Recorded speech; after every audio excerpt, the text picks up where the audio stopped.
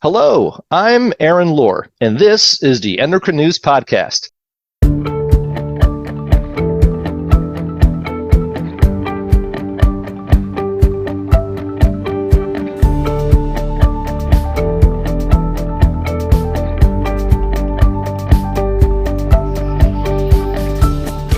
Today we're going to talk about a fantastic session from this year's Type 1 Diabetes Fellows Conference from the Endocrine Society. The Type 1 Diabetes Fellow Conference is really special, as it addresses critical skill and workforce gaps by providing comprehensive education on Type 1 diabetes care, while also strengthening the network of next-generation endocrinologists. It's great. And the supporters of that conference have made this episode possible through unrestricted educational grants. So a big thank you to Abbott, Dexcom, Insulet, Lilly, Medtronic, Novo Nordisk, Prevention Bio, and Tandem. Thank you. There were many great sessions at this year's conference, but today's episode is focusing on one that was titled Addressing Depression in Type 1 Diabetes and Challenges Across the Lifespan. Our guests, we have two, are presenters from that session. Joining me is Dr. Linda Seminario, Professor of Medicine, Professor of Nursing, and Professor of Health and Community Systems at the University of Pittsburgh. Dr. Seminario's presentation was titled Identifying and Confronting Challenging Transitions. Also joining me is Dr. Jill A. Weisberg-Benchel, Professor of Psychiatry and Behavioral Sciences at Northwestern University. Dr. Weisberg-Benchel's presentation was titled Developmental Perspectives in the Psychosocial Aspects of Diabetes. Thank you both for being here today. Thank you for having us. All right. So both of your presentations look at diabetes challenges through life stages.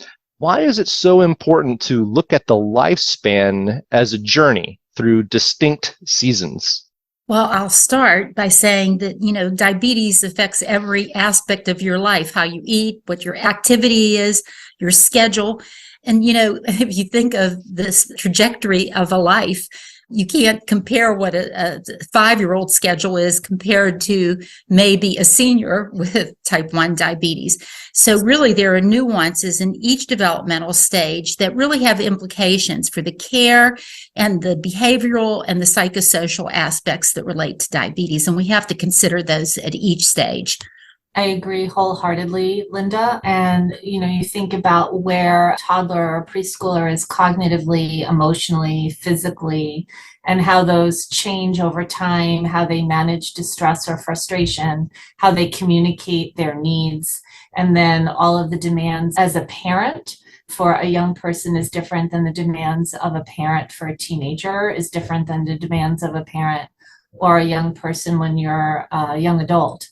And the role of parents don't go away, no matter how old the person with diabetes is, and the different needs, demands, desires, and goals of the person with diabetes changes over time. And we're obliged to figure out how to facilitate growth, development, and optimal health, both psychologically and physically throughout the entire lifespan, whether their pancreas makes insulin or not. Dr. Weisberg-Benchel, in your presentation, you said diabetes is not a do-it-yourself disease. What do you mean by that? So what I mean by that is that diabetes is very demanding. It is unrelenting, and it's also expensive. And so in order to thrive with diabetes, it is vital that the family and those that love that person with diabetes are there to support that person in different aspects of the journey. So when you are a young child, it's mostly your parents that are part of that care team. But as children grow and develop, they then add other people into their care team, into their cheerleading group, into the members of who's there for them, whether it's a best friend or a teacher or a school nurse or a coach or a librarian. And those adults and peers are part of that journey. And people do best when they are not isolated, when they are not alone. We've been talking about journey a little bit, so why don't we start at the beginning of the journey, because we're going to be talking about different life stages throughout. Let's talk about the early years, infancy, toddlers, preschoolers. What are the challenges in diabetes care for this group? Well, I just would like healthcare providers to think about the challenges and that happen just with life, being a parent of a toddler, being a parent of an adolescent. It's very, very different at each life stage. I have some key things that I always would teach or talk to families about. These are normal developmental things that happen, and then you put diabetes on top of it, and it could kind of cloud what you're responding to. So let me just give you some examples.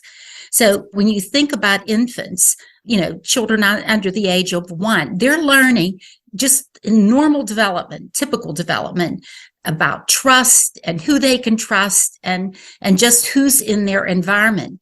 And then you introduce that family and that young child to injections or where finger pricks, at least in, the time that I was, actively practicing. So these are things that can kind of complicate things. You think of toddlers. You don't have to be a parent to know what a toddler can do with temper tantrums or fussy eating. So is it a temper tantrum? Is it hypoglycemia? What about diaper rashes? So think about that. You have to be really aware that if the glucoses are high, this can cause a terrible diaper rash. So diabetes does have implications on things that happen in everyday life. Think about preschoolers. They're learning about their body being intact. And my own grown children will say to me, "Mom, why do you keep putting Band-Aids on your granddaughters?" Well, they have a little boo-boo and it's a big deal. So we collect Band-Aids because it makes them feel like things are intact for them. Then you think about the preschooler with diabetes. And then, you go on and you talk about the school ager and adolescents and college students. It's all of those things. And then you put school on top of it. And there's this very vigilant parent who all of a sudden has to let go. So those are just typical behavioral things that happen during typical development with a layer of diabetes on top. So just some natural things to consider. Yeah, I agree wholeheartedly with what you said, Linda. And I think also about the anxiety that parents have in trying to figure out whether some moods or behaviors are related to glucose levels or if they're just sort of a not great day. And I definitely hear more elementary and a particular teenagers say, it's not helpful, Mom and Dad. They say it in a little more assertive way, but it's not helpful when you imply that somehow my bad mood is only a result of blood sugar variation as opposed to I've had a bad day. Or children that will ascribe some not great event only because I have diabetes, but it could also be for something that has nothing to do with diabetes. So trying to figure out who is just sort of this person and events that just happen to everybody and what's diabetes specific and how safe and independent a young person can be at different stages. There's also that anxiety of letting go, even when you're littler. Can they go to a play date? Can they go to the soccer field with somebody else's parent? Can they go on a sleepover? So there are just sort of normal, typical developmental milestones that children go through. And there's a layer of anxiety that's added for the parent because of the risk of, mostly hypoglycemia, right? The lows that parents worry about when their children aren't in front of them. I just want to say too, just in the experiences we've had recently compared to years ago, CGM has added, such a benefit, especially, the parents sending the child off to school now, Yes. the days, but also, a little bit of the added distress we find too about seeing those numbers and the hypervigilance now that you can see those glucoses all of the time. When do you respond? When does the teacher respond? When does the adolescent ignore it? So these are also things that are wonderful, wonderful things that have evolved in science, but also we have to consider those things as it applies to that child's developmental stage. Dr. Seminario, in your talk, you spent some time focusing on legal protections for children with diabetes. Why is this so important for healthcare providers to understand? Well, because it is important because, once that child goes to school, they're at school most of their waking hours. And then you're handing over and trusting, the teacher or the playground aide or the bus driver are keenly aware that that child has diabetes or young, even adolescent has diabetes. So you have to help the family know what they're responsible for and what the school's responsible for, because we do have the American Disabilities Act. And, for years, Jill remembers, the struggles we had along the way with advocating for youth with diabetes, because, everybody was afraid to call it a disability, which in some ways we don't like to think of it as that, but we had to use that term in order to include it for protections that are so important. And it's really, really important for parents. And I don't care what age it is, or if that child's been in the school since first grade and now they're going into fifth grade, the care plan changes. So the parents with the health team need to come up with a medical management plan. And that plan has to be very specific to the child, and it should be prepared well in advance, because Jill, I don't know about your setting in Chicago, but I know in our clinics in Pittsburgh, it's all summer long doing care plans, but don't wait till the last minute. Yes. And make sure it's personalized. You want the parent and the healthcare team to agree on when's an appropriate time to call me, when do I need to come and get my child, what supplies do they need. So a medical management plan is critical. Let's keep moving along the lifespan. Let's talk about diabetes in adolescence, middle school, and high school. What do healthcare providers need to keep in mind during these seasons? So I think that teenagers often are used to a hierarchical relationship with adults, where, there are adults that set the rules and they have to follow them. That is not a particularly helpful approach in medical care. So the most successful providers, medical care providers, nurses, dietitians, physicians, psychologists that partner with teenagers are ones that respect that the teenager has the best and most unique insight into their own body and their own needs, and that the provider is there to collaborate and problem solve and make that visit something where the teenager got something out of it that was useful. And sometimes it is just like, you are so right, this is really, really hard. And diabetes is at its hardest in the middle of puberty, because all those hormones that you have no control over make it the hardest to manage blood sugars. Because a lot of times teenagers really do feel very demoralized when they hear, why are you high? Or what did you eat? And they can't answer the question because they don't know why their numbers are high, and they only ate the lunch that mom made them.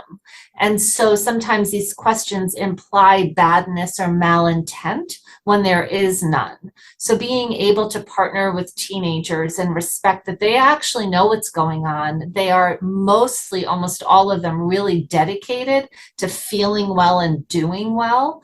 And so if they come in with a sense that their provider cares about them and gets them and partners with them, it's going to go a long way in having them stick to care, even when they're older, and not feel burned out or demoralized by that interaction. And just, I'm thinking like an educator now working with a family. What are the things that you need to be on the lookout for? So it's not Band-Aids with the preschooler, but there are certain elements of development that have implications for diabetes, especially for somebody that's newly diagnosed. There could be during the school day or in sports that they feel different. They feel a little different from their peers. That has to be understood and acknowledged, but in a positive, we have to sometimes work with different children depending on their personalities and their own social structure. There are considerations to think about, that many adolescents face, with dating. What do you do on the first date? Do you say, I have diabetes, this is why I wear this? Dating concerns, alcohol concerns. Let's not pretend that you're going off to your freshman year in college and you're 18 years old and you're not going to drink at a fraternity party. How do you prepare for that? So we want to have open conversations with these young people.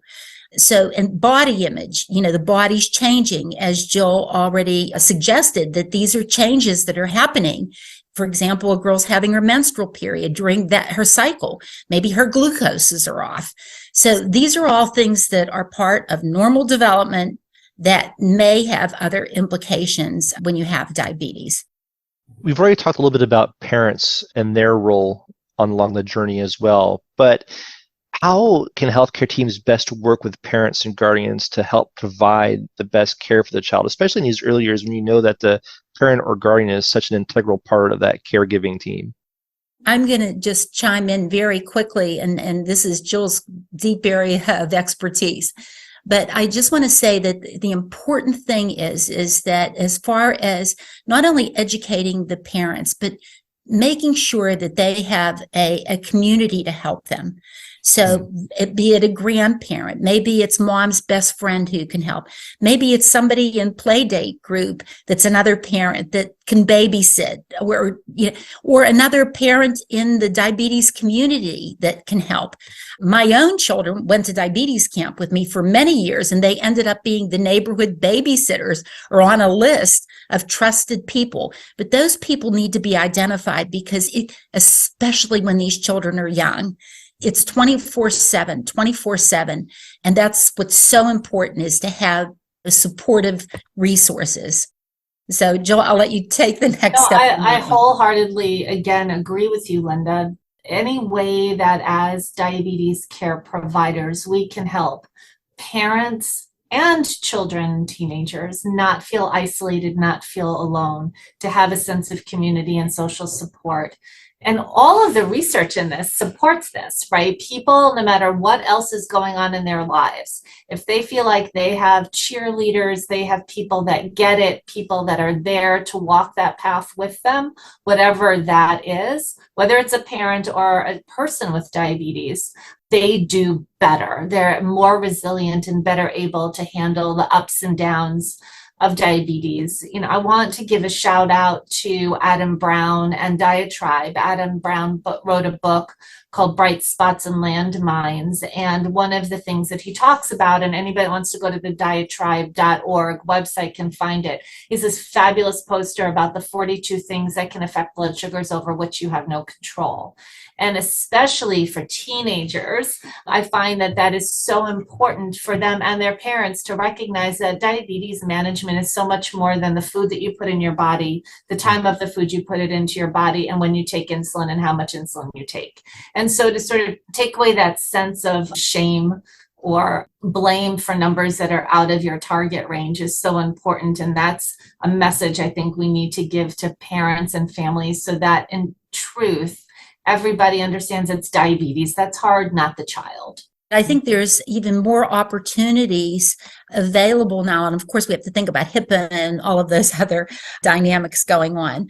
But, I know my own grown children who went to camp with many children, young people with diabetes. They're still in contact on social media. My adult children will say, Mom, did you know Katie had a baby? Did this, And so I think, we have to be careful with social media, but it can provide a venue for group discussion. I mean, we're starting to use those in clinic settings so that we can start doing that. And then camp is important. I think that's another resource for children to not feel different. And I think that the social media can also be a framework for parents to be able to communicate and get ideas and get some strength from that. With one but, and the but is not to set up hopes, beliefs, or expectations that are unrealistic. So parents have to be very careful about the information that they're getting from some of those posts and make sure that is reasonable and that they're not all of a sudden set up to believe that they're failures, because there's no perfection, because there's no such thing as perfection in diabetes. I think we've done a good job so far of painting this journey as a very complex one, and it's got a lot of challenges. Dr. Weisberg-Benchel, you in your talk highlighted the connection between depressive symptoms and type 1 diabetes. What is that connection, and why is it so important to understand? The what is that connection is not easily answered, honestly. There's lots of fabulous research to look at what it is about having diabetes that increases somebody's risk for depression. And there's actually some interesting data that depression in adults can increase your risk for diabetes. There are a couple of different possibilities. One is that running chronically high blood sugars actually affects your brain. and can cause some neurologic damage, just like it could cause other kinds of damage in other body organs. Your brain is an organ, and that potentially can increase your risk for depression. That's a hypothesis. Another is that actually it's just the day-to-day burden, the never-ending, unrelentless day-to-day burden, and the frustration that sometimes I set a goal and I am unable to achieve that goal no matter how hard I try, which is just the biologic truth sometimes of daily life with type 1 diabetes in particular. And so that can increase your risk. That sense of helplessness can increase your risk for depressive symptoms. The thing I think I want the audience to just pay attention to a little bit is the data is pretty clear in adults, in children, in parents, in type 1 and in type 2, that it's actually diabetes-specific emotional distress that is more closely tied to diabetes-specific outcomes like A1C and time in range than depression. So I don't want to mitigate depression. And the great news is there's fabulous treatment for depression now, both cognitive behavior therapy and some spectacular medications that have a fairly low side effect profile. So if anybody's struggling with depression, there's lots of great help out there that's empirically supported. So nobody should suffer from depression and not get treatment. But as medical providers that work in the space of diabetes, I do think the data is pretty convincing that if we're going to only be able to address or assess one psychosocial factor, it's going to be more important to assess diabetes-specific emotional distress than it is depression. We've been talking about some of the younger ages so far along the journey. And before we get to adulthood, we do need to talk about transition of care. Younger patients will have a pediatric care team for years, but eventually they will transition to another team.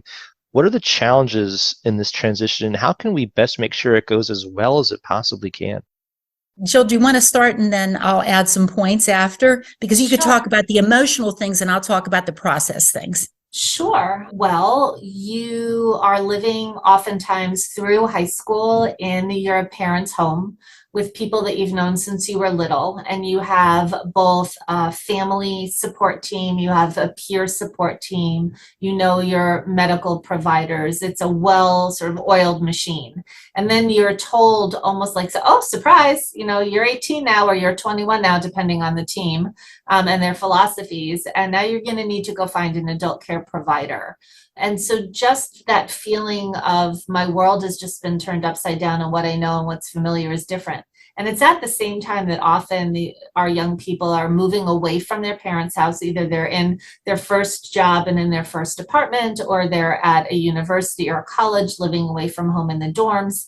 And they're negotiating all kinds of other transitions in their life from being a child to being a grown-up, at the same time that they're also having to figure out how to access and manage diabetes-specific care. So it's a lot all at once. And, the dynamics, because I've done both pediatrics and adults, so I clearly see the difference. And in the pediatric community, it often is a very nurturing, very warm kind of, there's cute decorations everywhere. I'm not saying it's totally pleasant, but as good as you can make it, the environment, the way people approach you. And in pediatric care, we have oftentimes good relationships with all the team members, a dietitian, a diabetes educator, and most type 1 diabetes, or the majority of it, is handled by pediatric endocrinologists. At least that's the recommendations. So when you jump over to adult care, and I know many youth in many of our clinic settings often want to stay in the pediatric side because the adult side is so different. There's a lot of studies that look at how do we best do care in this transfer, not transition, which Jill referred to, the transfer of care, the connectivity, because oftentimes that connectivity is lost. And it might be that, the young person is followed at the pediatric site through college and then graduates and then moves to the other side of the country. So there's a disconnect. The EMRs don't match up. Maybe they don't know. They're in a state where there's not many endocrinologists. They're seeing a PCP. I actually was shocked in our own database how many of our young people moved on to primary care doctors who don't have access to a team, who don't often know of all the new therapies. So there's a learning process, and I think there's a lot of research being done that is looking at that. And I think there will be a lot of advantages now with people's experience with telemedicine, because we can provide some services that we weren't able to before because of distance. So I'll stop there, but I do think that the future is going to look better, much better for the transfer of care. I agree. We will come back to telemedicine in just a moment. I want to wrap up a bit of our journey talking about adulthood. So in adulthood, people with diabetes are going to have more independence, big life events, new careers. They're going to move. They're going to start their own family. In regards to diabetes care, what are some of the more important challenges in this season? Well, I'll start with something Jill started this whole conversation with, is finance, understanding. And that's a big part of transfer too, is like, oh my gosh, my parents always did this. Now I have to figure out where I'm going to get coverage.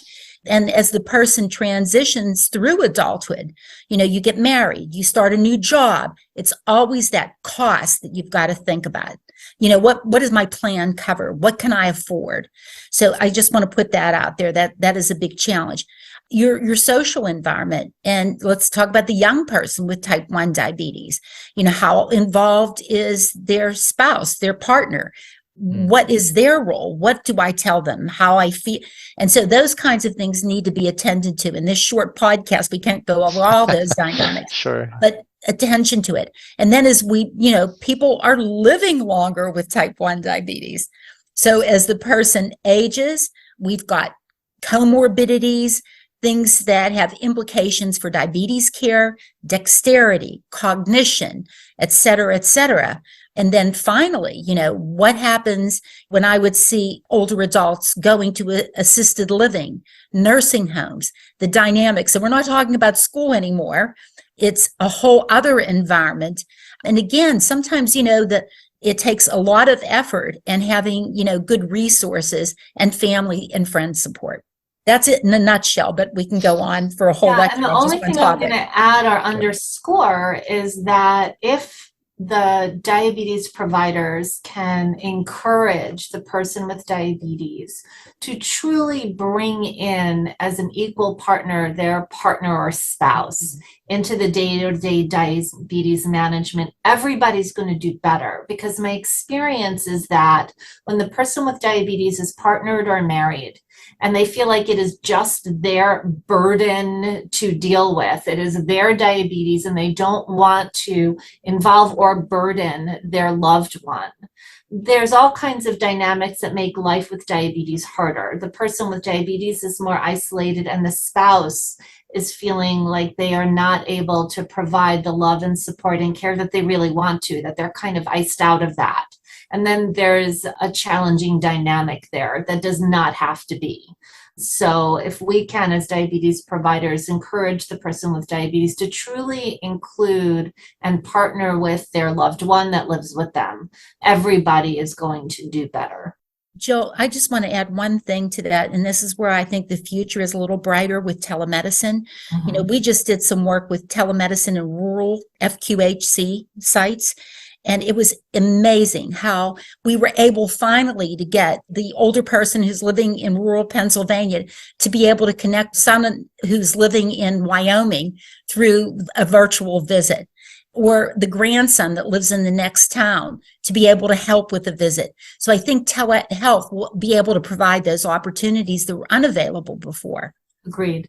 So let's keep that conversation about telemedicine going. So obviously there are some great benefits that can come from it. Are there other benefits, and are there any challenges that might come along with telemedicine and caring for these groups? Well, not everybody has access to the internet or, strong access that's consistent. So that's a barrier. So the more that we can advocate for literally exceptional Wi-Fi access for all, regardless of where in the country you live, regardless of the color of your skin, regardless of your zip code, is going to be huge. So that's one thing I think that's important. What are your thoughts, Linda? Well, and this is going to be rectified, I think, in the near future, is one of the things, at least our team has said during COVID, when they were using, all telemedicine, let's say 99% of telemedicine, you didn't often have waits. Sometimes patients didn't get their A1C, so they're not physically coming in. So you're missing some values like a blood pressure. So I think that could be a challenge, but I do think with technology, those things will be rectified in the near future. As I said, we just finished up a study, and people who never saw or had an ability to see an educator were able to do it in our study through telehealth. They loved it because the educator could fill the role that the primary care doctor in these communities couldn't fill. Talking about CGM, referring them to an endocrinologist because they know where they are, and the endocrinologist could do a visit. So I think the connectivity was so incredibly valuable to these people that never, ever, ever would have had that opportunity. And I think that was the same thing that's true, Jill, for behavioral health.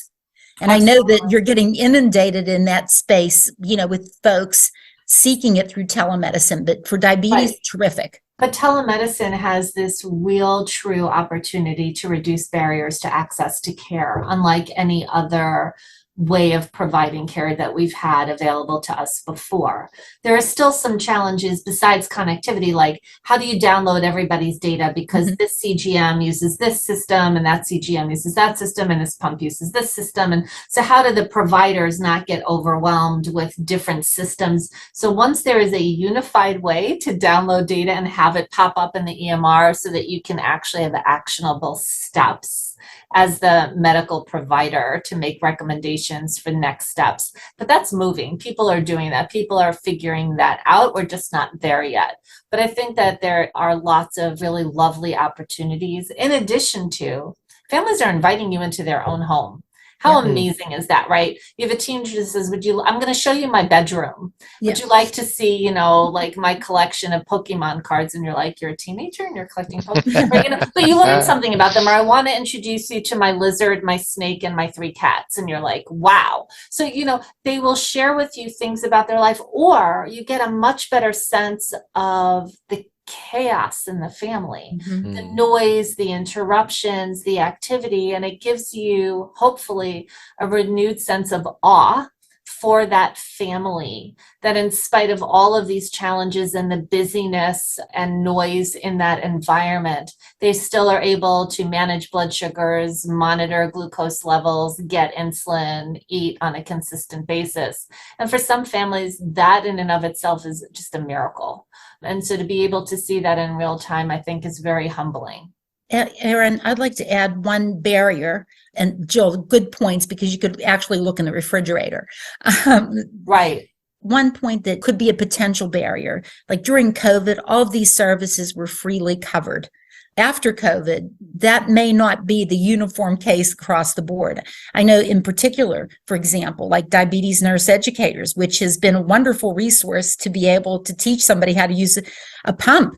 They do pump classes over the virtual care. But if that's not reimbursable, it's going to be a problem because those dynamics aren't going to survive. So that's a potential barrier, and we have to advocate for all of those things, all of us.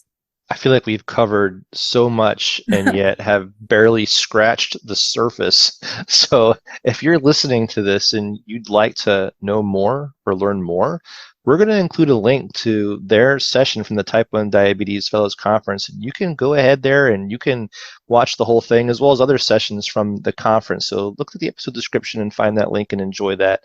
And thank you so much to the both of you for joining us today and providing such wonderful information. Thank you so much for inviting us and letting us join you. That's all for this episode. I hope you enjoyed hearing from Dr. Weisberg-Benchel and Dr. Seminario. Like I mentioned, there's so much to cover in this topic that we just didn't have the time for. If you'd like to see their presentations from the Type 1 Diabetes Fellows Conference, we'll include a link to it in today's episode description. And of course, from there, you can see other presentations from that conference. I'm always on the lookout for new topics to cover here on the podcast. If you've got a great idea, let me know by emailing us at podcast@endocrine.org. We'll be back with another fantastic dive into the world of endocrinology Until then, thanks for listening.